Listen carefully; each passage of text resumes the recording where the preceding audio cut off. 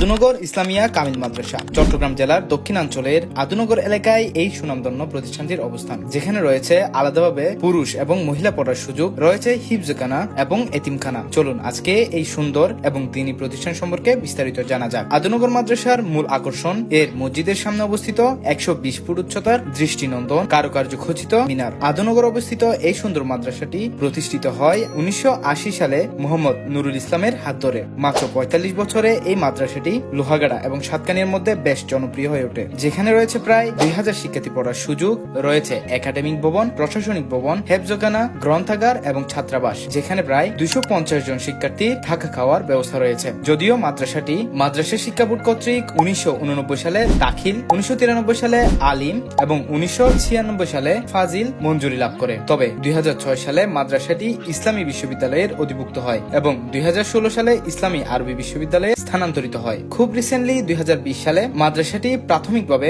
কামিল তাফসির বিভাগ পাঠদানের অনুমতি প্রাপ্ত হয়। আপনারা কে কে এই মাদ্রাসায় পড়েছেন অবশ্যই কমেন্ট করে জানাবেন। আর আমার ভিডিও আপনাদের যদি ভালো লাগে তাইলে রিকোয়েস্ট থাকবে আমার ফেসবুক পেজ এবং ইউটিউব চ্যানেল সাবস্ক্রাইব করার জন্য। লিংক টিকটকের বায়োতে দেয়া আছে। আশা করি আপনাদের ভিডিওটা ভালো লেগেছে। দেখা হচ্ছে নতুন কোনো ভিডিওতে। ততক্ষণ পর্যন্ত সবাই ভালো থাকুন, সুস্থ থাকুন। আল্লাহ হাফেজ।